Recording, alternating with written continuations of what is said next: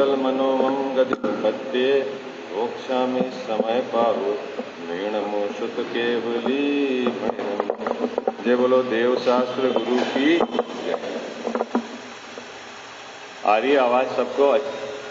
आ रही? पीछे आवाज आ रही है? उत्तम तप का महामंगल दिवस है। तृप्ति का नाम तप है।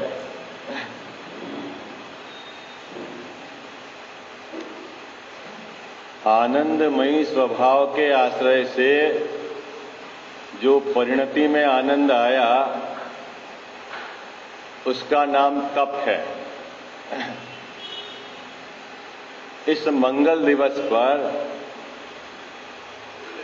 आनंदमयी स्वभाव कैसा है,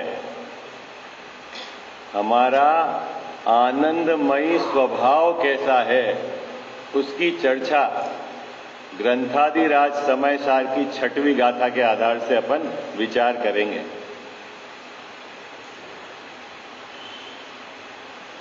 इस गाथा के संदर्भ में गुरुदेव श्री कहते थे कि यह 6ठी का लेख है।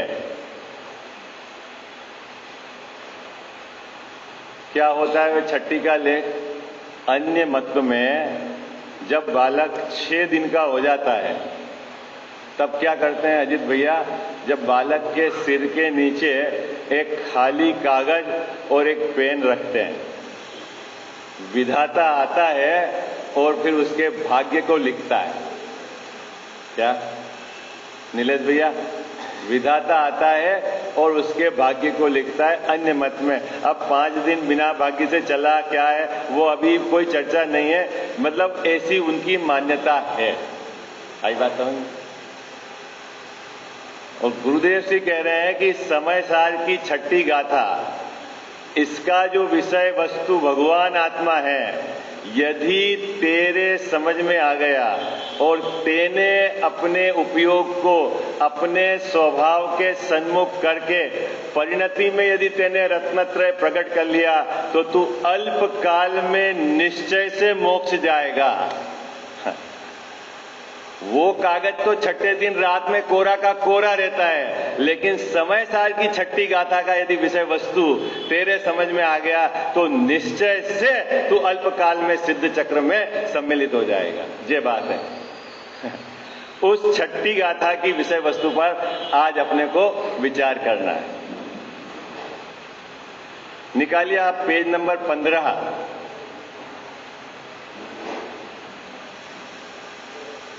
गाथा का पाठ करेंगे, उसके बाद अपन चर्चा को प्रारंभ करेंगे, है ना। ग्रंथ तो सभी एक ही जगह से प्रकाशित है, इसलिए पेज में कोई गड़बड़ी नहीं है। सीधा 15 नंबर का पेज निकालिए। ऊपर में जो गाथा है ना, कलर में लिखी हुई है आपके ग्रीन कलर के अंदर, है ना। अभी उसका पाठ करेंगे। रणवी होती अपमत्तो अणपमत्तो जान गो दुजो भावो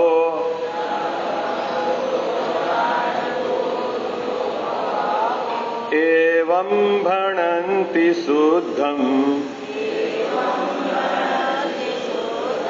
अणादो जो सो दुसो चेव।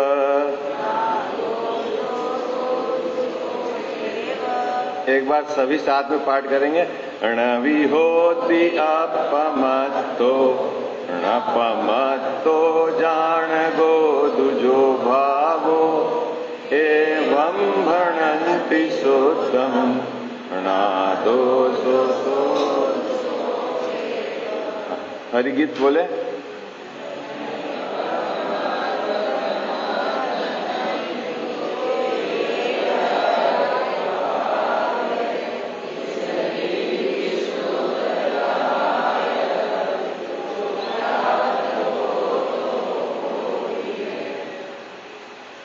पांचवी गाथा में आचार्य देव ने प्रतिज्ञा ली थी।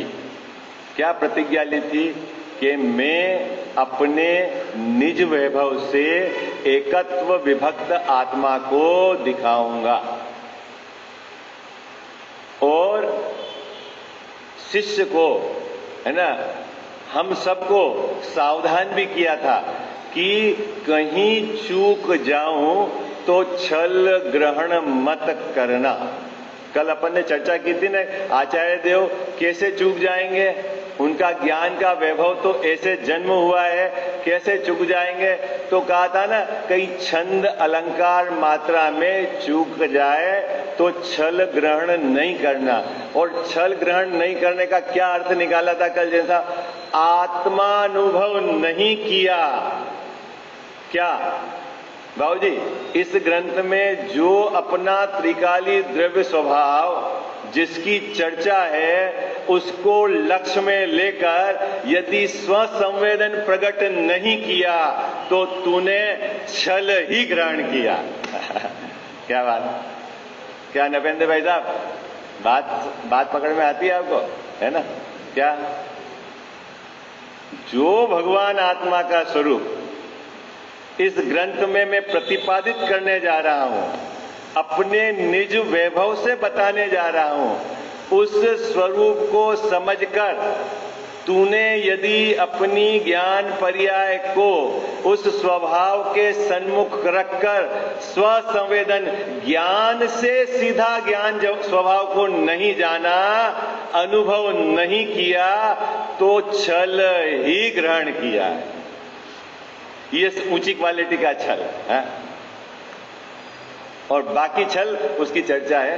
क्योंकि आचार्य देव कहेंगे इसी ग्रंथ में कि प्रतिक्रमण तो विष कुंभ है।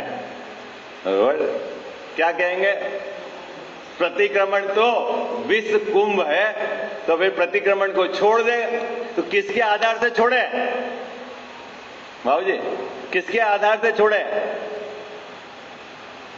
अगर तूने पाप को आधार बनाकर प्रतिक्रमण को छोड़ दिया, बोले कुछ नहीं होता प्रतिक्रमण से, तो वह छल ही ग्रहण किया। अपने स्वभाव में स्थित होकर प्रतिक्रमण छोड़ा तो तूने सही बात, वो मार्ग सही पकड़ा। कनक भैया, आचार्य देव ने सावधान किया है। क्या सावधान किया है? छल ग्रहण मत करना। कौन सी गाथा में? 5वीं गाथा में। 5 गाथा तक का विषय वस्तु तो आपको सब स्पष्ट है ना। फिर अपन 6ठी गाथा प्रारंभ करते हैं। पहली गाथा में क्या कहा था आचार्य देव ने? पहली गाथा में सभी सिद्धों को नमस्कार किया, 3 विशेषताओं के साथ उनकी गति की। कौन सी विशेषता है? ध्रुव, अचल, अनुपम गति को जो प्राप्त है, उन सिद्ध भगवानों को मैं स्मरण करता हूं, उनको नमस्कार करता हूं, और केवली और शुद्ध केवली के द्वारा जो समय पाहुड़ है उसको मैं कहूंगा। पहली गाथा। और तुरंत दूसरी गाथा में आचार्य देव ने समय पाहुड़ न कहकर 2 प्रकार के समय बता दिए, स्व समय और पर समय। क्या नपेंद्र भाई साहब? स्व समय और पर समय।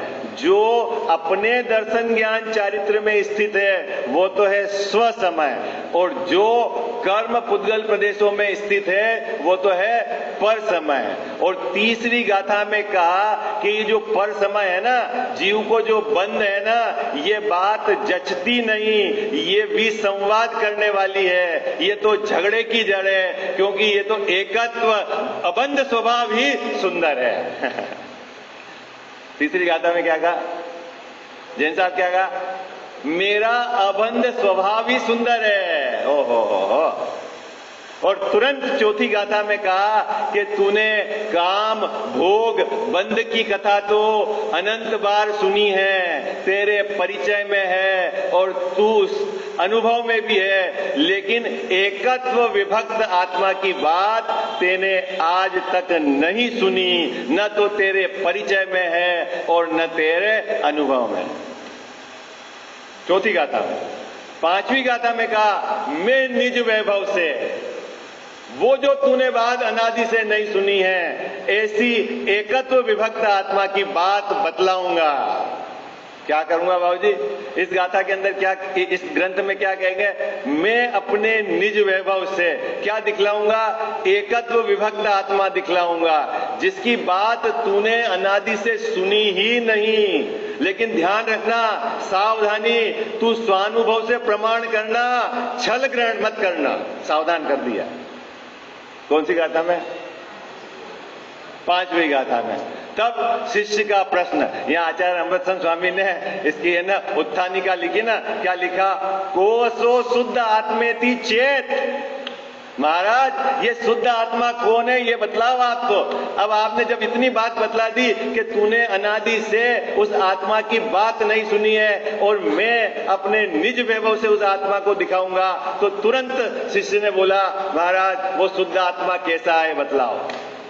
आपको जिज्ञासा हुई कि नहीं हुई? निश्चल, क्या शिष्य ने प्रश्न किया? महाराज जिसकी बात हमने अनादि से नहीं सुनी, ऐसा आत्मा, शुद्ध आत्मा, वो कैसा है बतलाओ। अब हमारी जिज्ञासा अब हमसे ठहरा नहीं जा रहा है। और उसके प्रश्न के उत्तर में आचार्य देव कहते हैं, न प्रमत्त है न अप्रमत्त है, न अप्रमत्त है न प्रमत्त है, एक ज्ञायक भाव है। अरे महाराज हम तो शुद्ध आत्मा के बारे में पूछना चाह रहे हैं, शुद्ध आत्मा, और आपने अस्थि से उत्तर न देके नास्ति से उत्तर दे दिया। बाबू जी है? कि कैसा है ये बताओ। और यहाँ आचार्य महाराज कह रहे हैं कि वो प्रमत्त भी नहीं है और अप्रमत्त भी नहीं है। ये क्या बात होगी? आप तो हमें ये बताओ कैसा है। ऐसा क्यों किया आचार्य देव ने बाबू जी? अभी बोले क्षमा के संबंध में आप बताओ, तो क्या बोलते हैं क्षमा की परिभाषा? कि क्रोध के अभाव का नाम क्षमा है। अरे तो आप नास्ति से क्यों कथन कर रहे हो? क्षमा क्या है ये तो बताओ अस्थि से बाबू जी। तो नास्ति से कथन कब किया जाता है? जब सामने वाला जिससे परिचित है, क्या जीव क्रोध से परिचित है और क्षमा से परिचित नहीं है, तो जिससे परिचित है उसके आधार से यह समझाया गया कि क्रोध का अभाव उसका नाम क्षमा है। ओहो, मान का अभाव उसका नाम मार्दव है। आई बात समझ? क्योंकि कसाय से परिचित है। ऐसे ही प्रमत्त और अप्रमत्त दशा से शिष्य परिचित है। अरे ये क्या होता है प्रमत्त और अप्रमत्त? हम तो उससे भी अपरिचित हैं। अरे परिचित हो के नहीं हो? क्या प्रमत्त और अप्रमत्त? भाई प्रमत्त और अप्रमत्त ये गुणस्थानों में विभाजन करा है। गुणस्थान कितने होते हैं? तो साहब बोले 14। असल में गुणस्थान बाबूजी होते तो अनंत हैं, आई बात समझे, लेकिन उसका वर्गीकरण है ना वो 14 भागों में विभाजित किया है। क्या अनंत? अभी गुणस्थान क्या है ये तो पहले मोटा मोटी देखो, मैं आपको बहुत सरलता से समझाता हूं, है ना। जीव के सबसे निकृष्ट परिणाम भाव और उसी जीव के सर्वस्व मतलब उत्कृष्ट भाव, उन दोनों भावों के बीच में जितने भी भाव आते हैं वो सब गुणस्थान। क्या बाबू जी? सबसे निकृष्ट और सबसे उत्कृष्ट, उसके बीच में जो भी भाव आते हैं वो सब गुणस्थान है। और वो भाव देखो, भाव आते हैं इसका मतलब है चेंज हो रहा है प्रति समय, हमारे परिणामों में चेंज आपको पता है ना, आपको ज्ञान में ज्ञात होता है ना। तो जो चेंज होता है, जहां भी चेंज होता है वो समझ लेना है परिणामी है बाबू जी। क्या? जहां चेंज होता है वो समझ लेना परिणामी है, वो है पर्याय है। तो गुणस्थान बदलते हैं, इसका मतलब है गुणस्थान जो व्यवस्था है पर्याय स्वभाव की तरफ से बात है। आई बात समझ? कहां होते हैं गुणस्थान? जो परिणामी है। ये देखो मैंने एक चित्र बना रखा है, इसमें मैंने लाइन खींच दी है। एक तरफ रखा है अपरिणामी और एक तरफ रखा है परिणामी। ऐसा द्रव्य में नहीं है कि एक कोने में अपरिणामी पड़ा हुआ है और एक कोने में परिणामी पड़ा हुआ है। ये तो आपको समझाने के लिए यहाँ चित्र बनाया है। क्या बनाया है बाबूजी? समझाने के लिए चित्र। परिणामी मतलब जो चेंज होता है और अपरिणामी जो चेंज नहीं होता। नवीन भाई साहब, अपरिणामी मतलब चेंज नहीं होने वाला और परिणामी मतलब चेंज होने वाला। जितने भी द्रव्य हैं जगत में, उन सभी का दोनों स्वभाव एक साथ एक समय में होता है।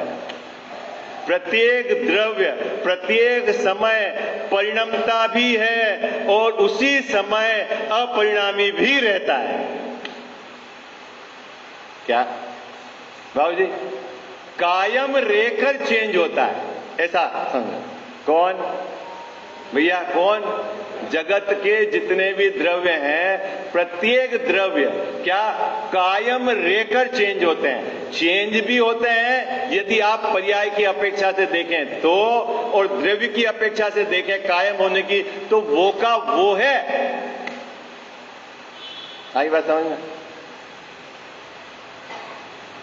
तो ये जो प्रमत्त और अप्रमत्त दशा कहां है बाबूजी? हमारी पर्याय में। हमारी पर्याय में है क्या? अरे हम तो अभी बादशाह गुणस्थान में है।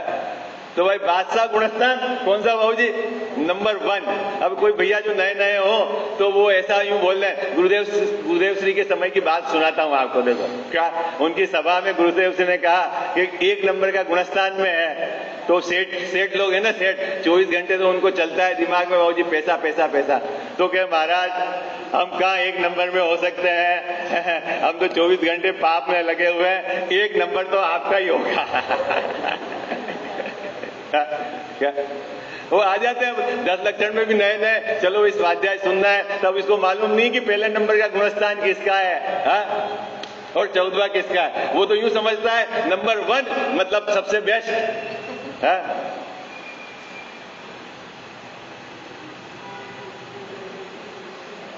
क्या बात चल रही थी? मुझे बहुत डर लगता है कहा ये जो थोड़ी सी घटना सुनाता हूं मेरा फ्लो टूट जाए। हाँ, क्या बात चल रही थी? हाँ, परिणामी मतलब जो चेंज होने वाला।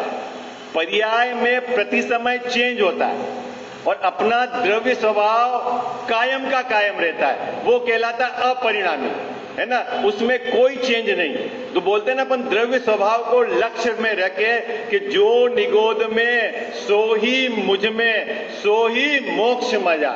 ये बात जो किसको? द्रव्य स्वभाव को लक्ष्य में रखकर ये कहा गया कि जो निगोद के जीव में है वो ही मुझ में है और वो ही सिद्ध भगवान में, एक जैसा, नो चेंज, है ना। किसको? द्रव्य स्वभाव को लक्ष्य में रखकर, और पर्याय को लक्ष्य में रख के कहेंगे कि सिद्ध भगवान तो अनंत सुखी है और मैं दुखी।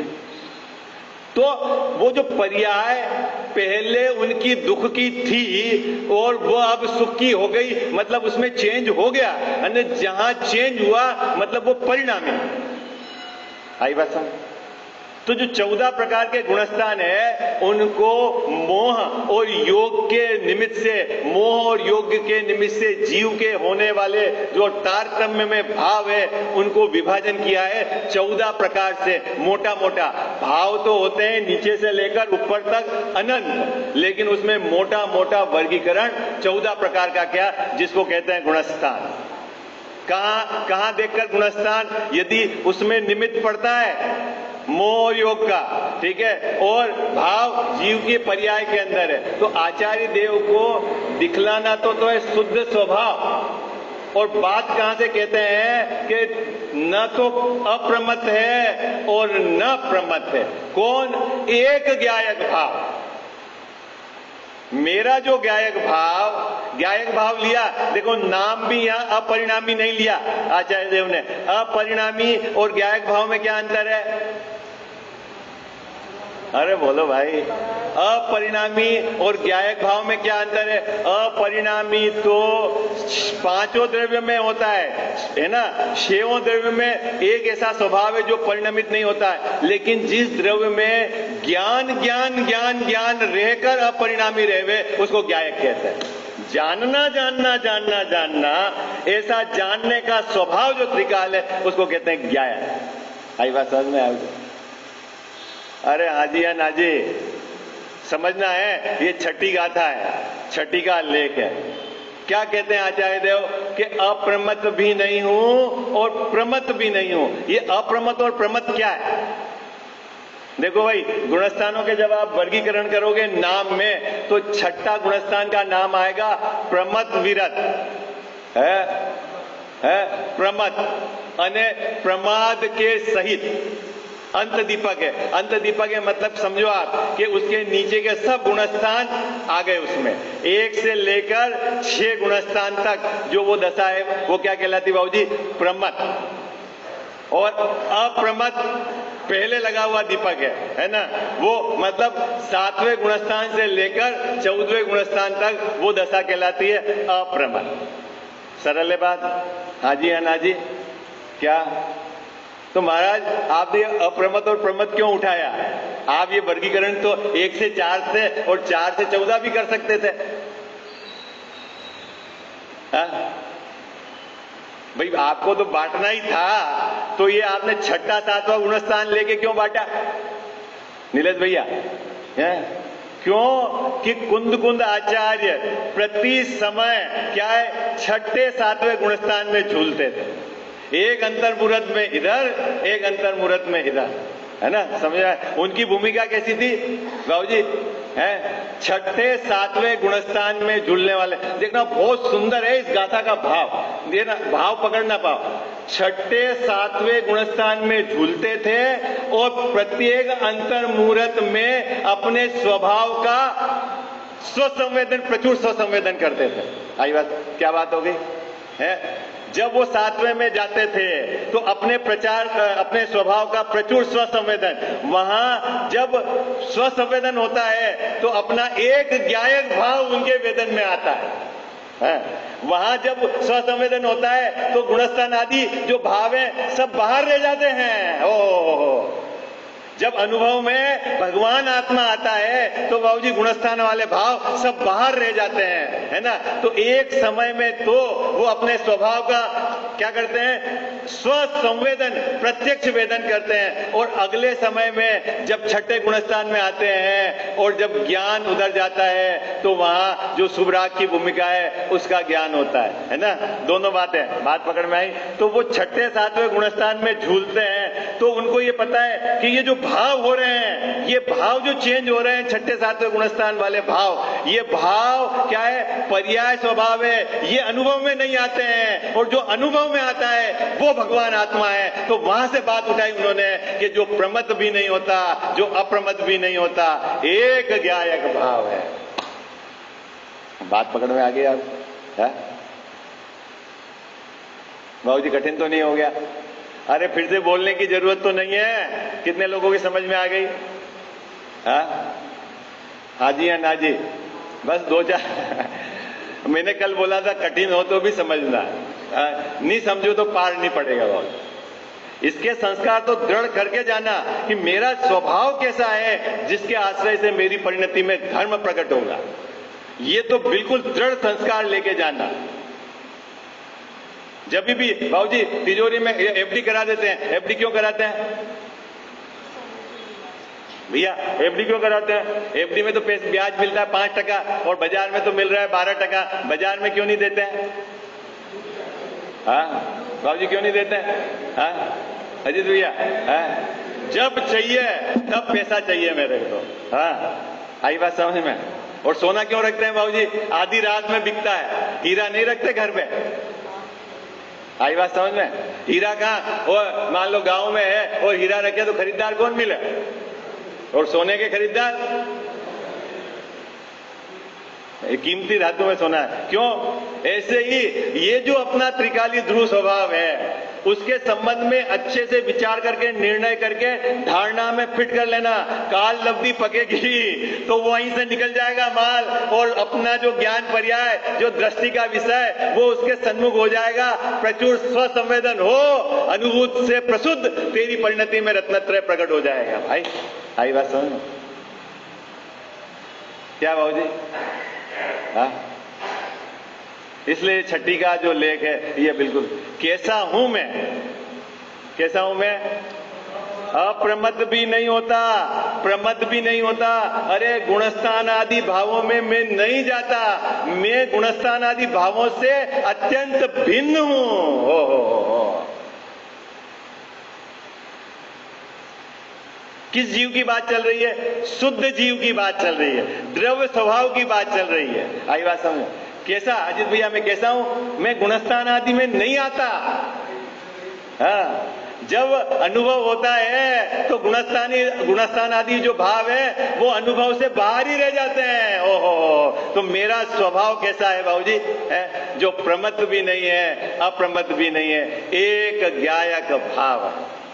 मतलब यहां ये पंक्ति के पर्यायों से पार। क्या ये जितने बाबूजी है ना, सब पर्याय हैं। देखना, आप समझना, ये जो है ना, ये परिणमन वाला पार्ट है। 1 2 3 4 5 6 7, ये परिणमन है। यहाँ मिथ्या दर्शन, चौथा गुणस्थान होवे तो यहाँ आवृत्ति सम्यक है ना, छठे में और सातवें में ये मुनि दशा, और ऊपर में यहाँ आ गए 14 गुणस्थान में है ना, क्या अयोग केवली। आई बात समझ में? अब और ये सिद्ध भगवान गुणस्थान अतीत है। इधर तो आपको चेंज दिख रहा है, इधर क्या चेंज दिख रहा है? चेंज दिख रहा है, परिवर्तन हो रहा है बाबूजी। किधर? पर्याय स्वभाव में। लेकिन जब द्रव्य स्वभाव में जाकर देखें तो ये वो का वो है, वो का वो है, वो का वो है, वो का वो है, वो का वो है, वो का वो है, वो का वो है। आई बात है? वो का वो, कोई चेंज नहीं। आई बात? और अपने को दृष्टि कहां ले जानी है बाबूजी? कहां ले जानी है दृष्टि? दृष्टि मतलब पर्याय। आप समझना, दृष्टि किसको बोलते हैं? पर्याय। पर्याय मतलब हमारी वर्तमान ज्ञान की पर्याय किसको, किस पे एकाग्र हो। तो आचार्य देव कहते हैं कि इधर एकाग्र होगा तो तेरी परिणति में सम्यक दर्शन प्रकट नहीं होगा, और तू इधर एकाग्र होगा तो तेरी परिणति में सम्यक दर्शन प्रकट होगा, रत्नत्रय प्रकट होगा। तो इस स्वभाव की बात चल रही है, एक ज्ञायक भाव। नपेंद्र साहब, कैसे धर्म हो, पर्याय में कैसे रत्नत्रय आनंद प्रकट हो, है बाबूजी? कैसे प्रकट हो? तो कह रहे हैं कि जो प्रमत्त होता है, जो अप्रमत्त होता है, वो मैं नहीं। तो मैं कौन हूं? मैं एक ज्ञायक भाव, जो चेंज होने वाला नहीं, अनादि अनंत हूं। हो। और ये जो पर्याय है, पर्याय में तो बहुत विभाजन है। कोई भी पर्याय वैसे तो अनादि अनंत होती ही नहीं, क्योंकि वो एक समय की होती है। और यदि संतति का भी विचार करें तो उसमें अनादि अनंत बैठेगा नहीं। कैसे? देखो, समझो, अभी मिथ्यात्व की भूमिका है। कब से चल रहा है मिथ्यात्व हमारे को? है, अनादि से चल रहा है। और मिथ्यात्व मिटकर जब सम्यक्त हो जाएगा तब क्या होगा? शांत हो गया। तो फिर अनादि शांत। आइए, अणुव्रत ले लिए हमने, महाव्रत ले लिए तो लिए, और फिर वो व्रत तो साधी शांत। ठीक है? और केवल ज्ञान प्रकट हुआ तो वो उत्पन्न हुआ साधी, और अनंत काल तक रहेगा तो साधी अनंत। तो 4 तरह का विभाजन हो गया। क्या विभाजन हो गया? है ना? क्या? अनादि शांत, साधी शांत, साधी अनंत और अनादि अनंत। तो मैं 3 प्रकार का नहीं हूं, मैं तो अनादि अनंत हूं। आई बात में?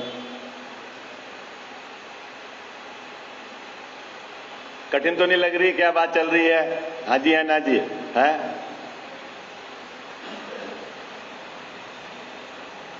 राजू भैया, कठिन तो है, उसमें कुछ लेकिन सीखना भी पड़ेगा। बिना सीखे चले जाओगे तो अनंत संसार में रखना पड़ेगा। ये कला तो सीखनी ही पड़ेगी। कैसे समय निकालो, ये आपको अपने बुद्धि से निकालना पड़ेगा। और देखो, दिमाग में लोड रहेगा ना तो बाद में निवृत्ति, बाहर की निवृत्ति का भी बहुत बड़ा रोल है। ये करूं, ये करूं, ये करूं, वहां जाऊं, यहां आना, उपयोग वहीं लगा रहेगा।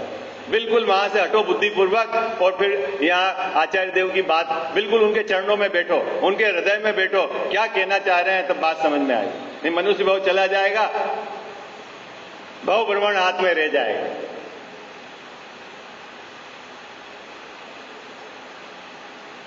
बाबू जी 3 पंक्ति का अर्थ हो गया। क्या 3 पंक्ति का हो गया है ना?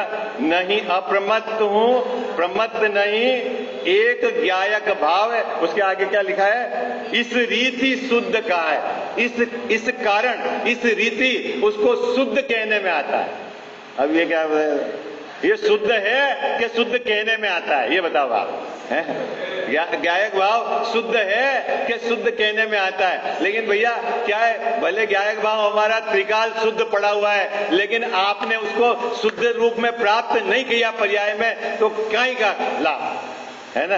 तो गुरुदेव श्री कहते हैं कि इसको इसलिए कहा है कि जो इसका लाभ ले, है ना, उसका आश्रय लेकर परिणति में जो है शुद्धता प्रकट करे, तो उसको कहते हैं कि शुद्ध कहने में। बाकी तो शुद्ध है ही है वो।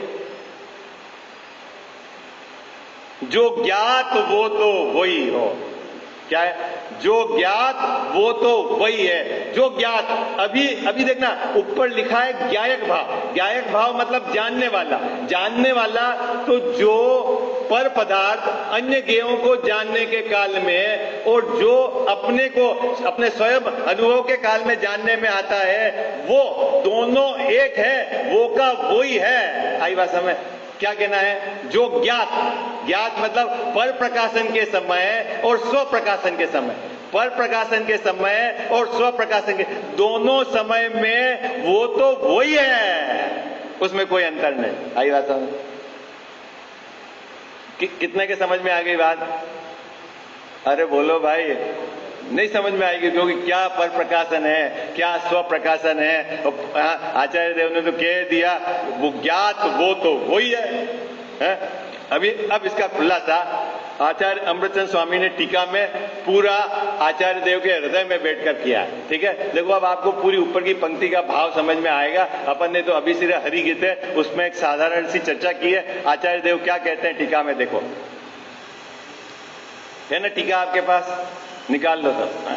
देखो ये गाथा आज पूरी हो तो भी घबराना नहीं, और कल एक दिन और चलाएंगे तो भी आप जल्दी नहीं करना, देखेंगे, नहीं तो फिर आगे की जो गाथा चले तो चलेगी। ठीक है भैया, लेकिन इस बात को पकड़ने का बिल्कुल प्रयास करना कि कैसा मेरा ज्ञायक भाव है, किस प्रकार से मैं शुद्ध हूं, किसके आश्रय से मेरी परिणति में शुद्धता रहती है, दृष्टि का विषय क्या है, शुद्ध नय को क्यों आश्रय करने के लिए कहा गया है, व्यवहार को क्यों अभूतार्थ कहा गया है, क्या उसका विषय है कि नहीं है, ये सब बातें अच्छे से समझनी है अपने को। क्या नीरज भैया, ये सब बातें समझनी है। छाबड़ा साहब ने इसमें बहुत बड़ा भावार्थ लिखा है। चलें आगे। अभी क्या पढ़ रहे हैं अपन? टीका। किसने लिखी है टीका? किसने लिखी है टीका? आचार्य अमृतचंद सूरी महाराज, कुंद आचार्य के 1000 वर्ष बाद हुए, उनकी यह आत्मख्याति टीका है। अभी तक जितने भी ग्रंथों की टीका हुई उसमें सर्वश्रेष्ठ टीका है। और टीका गद्य और पद्य के रूप दोनों में है ना। ऊपर जो संस्कृत में लिखी हुई ना, ये मूल उनकी टीका है, और फिर इसका संस्कृत के विशेषज्ञों ने हिंदी में अनुवाद किया है। ठीक है ना। अपन पढ़ते हैं जो टीका लिखा हुआ है हिंदी में। देखो क्या कहते हैं, जो स्वयं अपने से ही सिद्ध होने से, किसी से उत्पन्न हुआ न होने से अनादि सत्ता रूप है। क्या राजू भैया परिभाषा क्या दी? कोई भी चीज जगत में यदि उत्पन्न होती है तो वो अनादि नहीं हो सकती। क्या फार्मूला क्या है अनादि का? बाबूजी फार्मूला क्या है? उत्पन्न हुई ना तो वो अनादि नहीं हो सकते। सम्यक दर्शन उत्पन्न हुआ है ना तो वो अनादि नहीं हो सकते। आई बात समझ? आए क्या राजू भाई? सीधा अर्थ समझ में आ रहा है? जो किसी से उत्पन्न नहीं हुआ वही अनादि से, छयों द्रव्य अनादि से हैं, वो किसी से उत्पन्न नहीं हुए। यदि छयों द्रव्य की रचना ईश्वर ने करी है तो फिर वो अनादि के नहीं है। अन्य मत में मानते हैं ना ईश्वर ने छयों रचना। अनादि किसको कहना? जो किसी से उत्पन्न नहीं हुआ है कि नहीं है, तो किससे सिद्ध है? स्वयं सिद्ध है। आई बात समझ? ऐसा मेरा ज्ञायक भाव कैसा है बाबूजी? अनादि है। दूसरी बात, कभी विनाश को प्राप्त नहीं होगा। जो चीज विनाश को प्राप्त हो जाती है वो क्या है? अनंत नहीं हो सकती। मिथ्यात्व है ना, वो विनाश को प्राप्त हो जाएगा, है ना, तो वो अनंत नहीं है ना। और मेरा ज्ञायक भाव अनंत सिद्ध दशा प्रकट हो जाएगी, तब भी कैसा रहेगा? जैसा अभी है वैसा, क्योंकि इसमें चेंज होना ही नहीं है, इसमें परिवर्तन होता ही नहीं है। तो अनादि अनंत समझ में आ गया भैया? अनादि अनंत, जिसकी उत्पत्ति नहीं हो, जिसका नाश नहीं हो। ठीक है, ये पंक्ति देखो, ये जितनी विशेषता है ना, वो सब ज्ञायक भाव की है। आई बात? नित्य उद्योत रूप होने से क्षणिक नहीं है बाबूजी, नित्य है। अभी दर्शन करो तो अभी दर्शन देगा। कौन? जब देखो जब खड़ा है, हाजिर हुजूर। नीलेश भैया, कौन सा ज्ञायक भाव? नित्य उद्योत रूप है, प्रति समय प्रकाशमान है, नित्य है, नित्य है। आई बात? प्रकट नहीं होना है, वो नित्य है। समझ में आ गई तीसरी विशेषता? अनादि अनंत नित्य उद्योत रूप है। और आगे क्या है? नित्य उद्योत रूप होने से क्षणिक नहीं है और स्पष्ट प्रकाशमान ज्योति है। ऐसा जो ज्ञायक भाव, स्पष्ट प्रकाशमान ज्योति मतलब अपने स्वयं की ज्ञान क्रिया में, ज्ञान से सीधा ज्ञान स्वभाव जानने में आता है, किसी की जरूरत नहीं।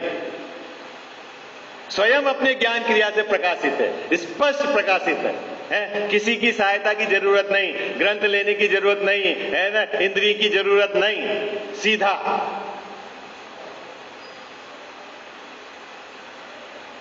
ऐसा एक ज्ञायक भाव।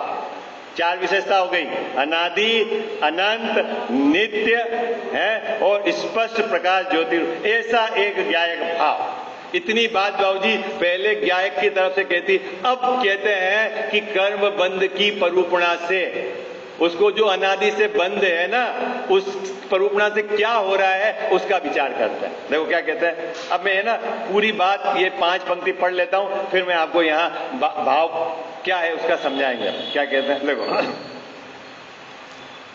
वह संसार की अवस्था में, कौन? जो ज्ञायक भाव है ना, संसार की अवस्था में अनादि बंध पर्याय की निरूपणा से क्षीर नीर की भांति कर्म पुद्गलों के साथ एक रूप होने पर भी द्रव्य के स्वभाव की अपेक्षा से देखा जाए तो तुरंत कसाय चक्र के उदय की, कसाय समूह के अपार उदय की विचित्रता के वश से प्रवर्तमान जो पुण्य पाप को उत्पन्न करने वाले समस्त अनेक रूप शुभाशुभ भाव उनके स्वभाव रूप परिणमित नहीं होता, ज्ञायक भाव से जड़ भाव रूप नहीं होता, इसीलिए प्रमत्त भी नहीं है और अप्रमत्त भी नहीं है। अरे कुंदकुंदा आचार्य ने बहुत लंबे लंबे सेंटेंस बनाए बाबूजी, बहुत लंबे लंबे सेंटेंस। एक आगे पढ़ो तो पीछे देखो। अब मैं बताता हूं क्या कहना चाह रहे हैं इसमें। क्या कहना चाह रहे हैं? वो जो ज्ञायक भाव अनादि से इस जीव को कर्म का बंध है ना, है ना। अब अपन बंध की परूपणा से बात करेंगे। बंध है मतलब इसको 8 कर्म का है ना। अपन ने 5 प्रकार की अनादि पढ़े थे ना मोक्ष मार्ग प्रकाशक में, किसी को याद है? आप 5 प्रकार की अनादि बोलो भाई। क्या है? जीव कब से है? अनादि से है ना। उसको कर्म का बंध कब से है? जीव को कर्म का उदय कब से है? और उसके स्वभाव का घात भी कब से हो रहा है? और उसमें भगवान बनने की शक्ति है वो कब से है? बराबर बोलोगे तो नहीं है। तो यहां कह रहे हैं जो इसको बंध है अनादि से, उसकी परूपणा से, उसकी अपेक्षा से बात करते हैं। तो बंध में होता क्या है बाबू जी? 8 कर्मों का बंध। जहां आत्मा है उसी क्षेत्र में 8 कर्म रहते हैं। क्या बंध मतलब? क्या कर्म है पुद्गल, वो आत्मा नहीं हो जाता और आत्मा कर्म नहीं हो जाता। उनका निमित्त नैमित्तिक संबंध रहता है, निमित्त नैमित्तिक संबंध रहता है उधर उसके उदय रूप परिणमन कर्म में, और जीव के अपने स्वयं की योग्यता से उस प्रकार के भाव है ना, ऐसा निमित्त नैमित्तिक संबंध रहता है। बंध पर्याय किसको कहते हैं कि जहां आत्मा है राजू भाई साहब, उसी क्षेत्र में क्या है, कर्म 8 प्रकार के कर्म। आई बात समझ? अभी यहां की बात करें, यहां ये जो क्षेत्र है, इस क्षेत्र में क्या है बाबूजी, ये 9 कर्म, शरीर भी इसी क्षेत्र में है, आत्मा भी इसी क्षेत्र में है, और जो 8 कर्म है वो भी इसी क्षेत्र में। ओके, हाँ जी या ना जी, है ना। पहली बात ये कह रहे हैं बंध प्ररूपणा। अब अपन बंध की, अब क्या होगा कि जब इसके कर्म का उदय आता है, कब कर्म का उदय कहां है, कहां आएगा, 8 कर्म में मोहिनी नाम का कर्म है, उसका उदय आएगा। उदय किसको कहते हैं, उदय कहते हैं जो कर्म ढेला इकट्ठा हुआ वो बिखरा, उद्गल में वो बिखरा, उसको उदय। आई बात समझ में, है ना।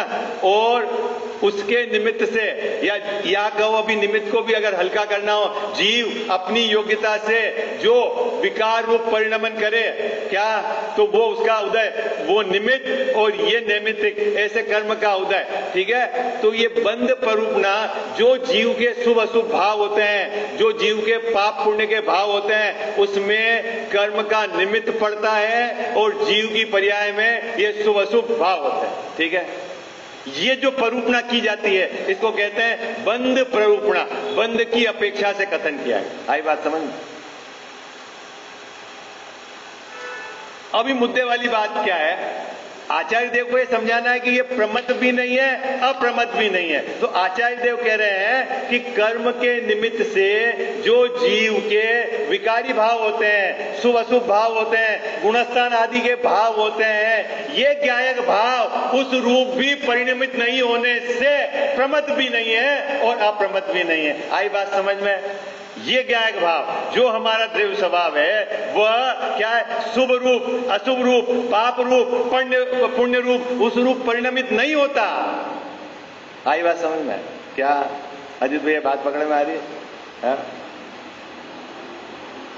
कहां है पुण्य पाप के भाव, कहां होते हैं बाबूजी, कहां होते हैं? भले पर्याय में हो, लेकिन मेरा जो ज्ञायक भाव, द्रव्य स्वभाव, वो पाप पुण्य रूप प्रवर्त नहीं होता, क्योंकि वो तो वो का वो ही है।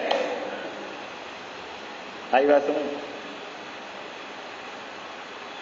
वो कितनी सुंदर बात कही, क्या लिखी, जो ज्ञायक भाव, मैं क्या हूं बाबूजी, ज्ञायक हूं, ज्ञायक हूं। ज्ञायक इसलिए कहा, ज्ञायक यानी ज्ञान वाला, ज्ञान दर्शन वाला, चेतना वाला, और मैं चेतना वाला हूं, और पाप पुण्य के भाव जड़ हैं, गुणस्थान आदि के भाव जड़ हैं, तो मैं चेतना वाला और वो जड़ वाला, मैं कैसे उसके रूप परिणमित हूं? इसलिए ज्ञायक भाव उस रूप परिणमित नहीं होता।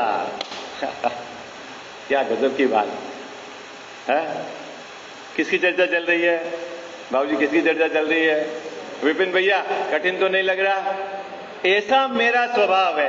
क्या कह रहा है, लिखा हुआ ना, ज्ञायक भाव जड़ रूप से परिणमित हुआ ही नहीं है, वो तो चेतन चेतन चेतन ही है। और ये शुभ अशुभ भाव कैसे है अजित भैया? शुभ अशुभ भाव जड़ है, वो अपने को भी नहीं जानते हैं और आत्मा को भी नहीं जानते हैं। बाबूजी पुण्य का भाव अपने को भी नहीं जानता है, आत्मा को भी नहीं जानता है। पुण्य भाव को जानने के लिए आत्मा की जरूरत है। आई बात समझ में? ज्ञान की जरूरत है, और उसमें ज्ञान नहीं है। क्या?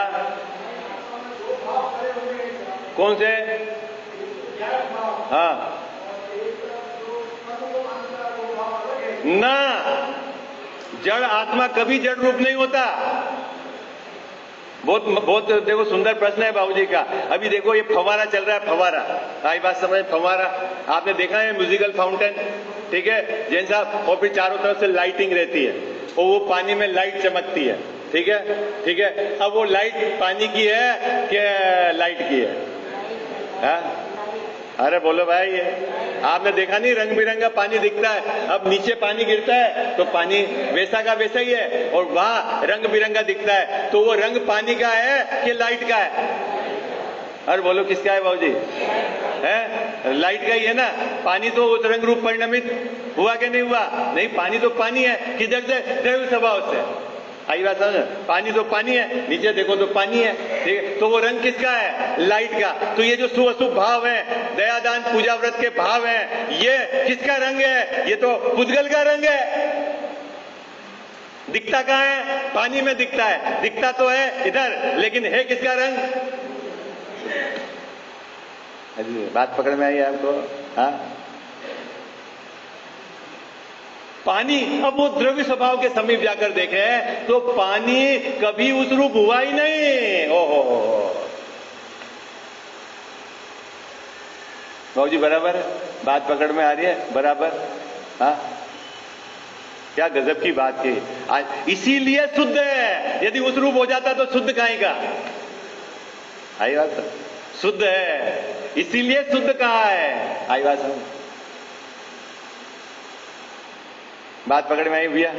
कभी भी। और वो शुद्ध स्वभाव जब तक हमारे दृष्टि के में नहीं आएगा, हमारी दृष्टि ने वर्तमान ज्ञान पर्याय पहले आगम के आधार से अपना जो द्रव्य स्वभाव, उसका निर्णय जैसा वास्तव में है, अनुभूति में जैसा द्रव्य स्वभाव आता है, वैसा आगम के आधार से निर्णय करके जब उसके स्वसन्मुख होवे, जब उसमें अपने परिणामों को मग्न करे, तब निर्विकल्प स्वसंवेदन में तो सब नए चले ही जाते हैं, तब अनुभूति में आएगा। और यदि उसका एक्यूरेट निर्णय नहीं हुआ तो अनुभूति नहीं होगी। आई बात समझ?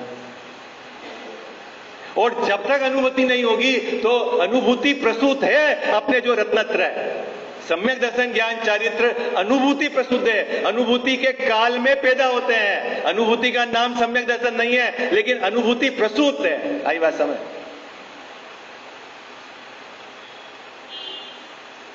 सरल तो नहीं लग रहा है? अरे बोलो भाई, है? सरल तो नहीं लग रहा है? दृष्टि पर्याय है, दृष्टि पर्याय है। और दृष्टि का विषय ये त्रिकाली ध्रुव है। पर्याय पर्याय को लक्ष्य नहीं करती है।